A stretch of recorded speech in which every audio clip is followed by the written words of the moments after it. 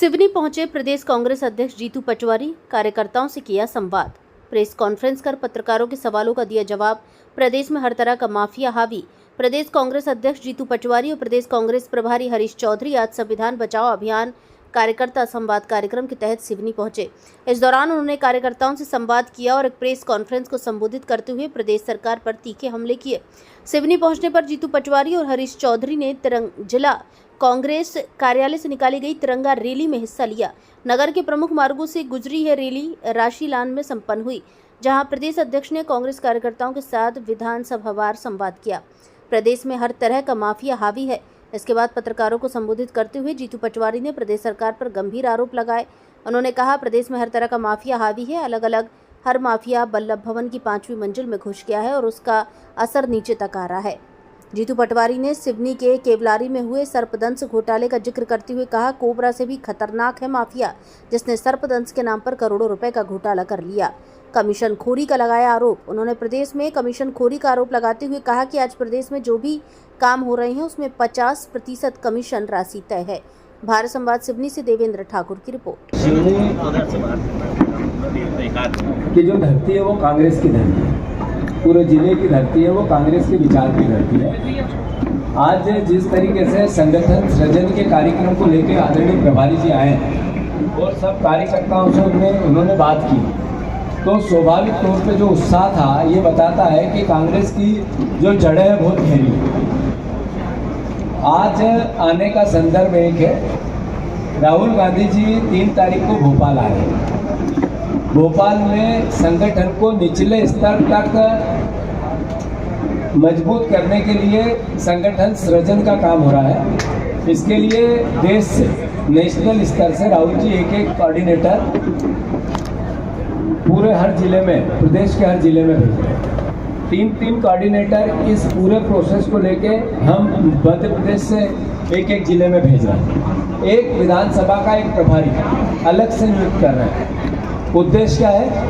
उद्देश्य निचले स्तर पर, ग्राम पंचायत स्तर पर कांग्रेस पार्टी का गठन करना, वार्ड स्तर पर कांग्रेस पार्टी का सारे फ्रंटल ऑर्गेनाइजेशन का गठन करना, जिले का अध्यक्ष और ब्लॉक का अध्यक्ष जनता की पसंद का बना, और जो ब्लॉक अध्यक्ष और जिला अध्यक्ष है इसकी अथॉरिटी इतनी हो कि टिकट छोटी हो या बड़ी, पार्षद की हो या विधायक की, उसमें हमारे जिला अध्यक्ष और ब्लॉक अध्यक्ष की भूमिका महत्वपूर्ण है। ये मोटे तौर पर संगठन को बल देने के लिए राहुल गांधी जी ने एक वैचारिक लड़ाई चालू की। हमें दायित्व है विपक्ष का। अभी किस तरीके का प्रदेश है, हर तरह का माफिया हावी है सरकार पे। शराब माफिया हो, खनिज माफिया हो, रेत माफिया हो, शिक्षा माफिया हो, अलग अलग तरह का हर माफिया वल्लभ भवन की 5वीं मंजिल पे घुस गया और उसका असर नीचे तक आ रहा है। कितनी भयावहता है कि इस माफिया ने सांप काटने को लेकर 11 करोड़ 12 करोड़ का गबन सिवनी में कर दिया, केवलारी में कर दिया, तो पूरे प्रदेश में कितना क्या होगा? मतलब सांप से ज्यादा, कोबरा से ज्यादा खतरनाक माफिया हो गया। ये भयावहता करप्शन की इससे पहले कभी देखने को नहीं मिली। अभी सौरभ शर्मा कांड हुआ। आज की सरकार में 50% कमीशन होता है हर जगह, हर स्तर पर, वो चाहे नगर पालिका हो, नगर निगम हो, चाहे ग्राम पंचायत पर हो, चाहे प्रदेश में। बिना 50 जो 100 रुपए आते हैं तो 50 रुपए का करप्शन होगा। ये स्थापित हो गया, कोई रोक ही नहीं सकता है।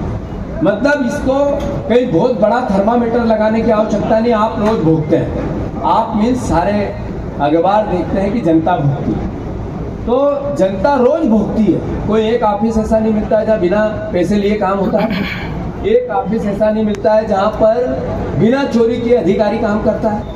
आप देखो कि थानों का काम क्या बचा है? अवैध शराब बिकवाना। थानों का काम क्या बचा है? अवैध रेत निकलवाना।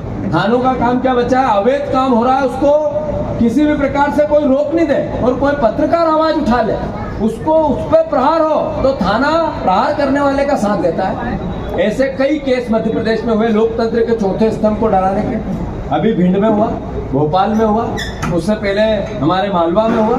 कई जगह आप रोज देखते हैं पत्रकारों की पिटाई होती है। आखिर कैसा प्रदेश बन रहा है? ये चिंता एक विपक्ष के जिम्मेवार राजनीतिक दल को नहीं हो तो किसको? मोदी जी आ रहे हैं कल, अब मोदी जी जब आ रहे हैं तो विजय शाह ने आज सेना का अपमान किया, सिंदूर की रक्षा की वो बात करी आके, बहनों के सिंदूर की।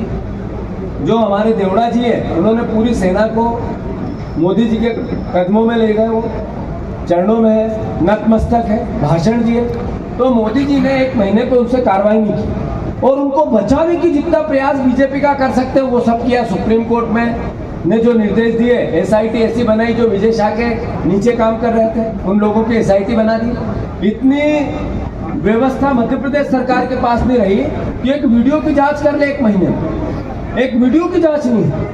मतलब जिस मंत्री ने ये कहा मैं माफी मांगता हूं, मेरे से गलती हो गई, मेरे से गलत शब्द निकल गए, वो खुद स्वीकार कर रहा है, पर सरकार के पास, एजेंसी के पास जांच नहीं हुई, ऐसी व्यवस्था ही नहीं बनी। यानी सरकार ने बचाया उसको, यानी बीजेपी ने बचाया उसको, यानी मोदी जी ने बचाया उसको। तो जब मोदी जी सेना का अपमान करने वाले लोगों को बचाते हैं तो फिर उनका सम्मान करना चाहिए उनमें करें। या तो वो विजय शाह का नागरिक अभिनंदन करें या उनको पद से हटाए, 2 में से एक ही बात हो सकती है, 2 बात तो नहीं चल सकती है। सेना के शौर्य पे फक्र है हर भारतवासी को।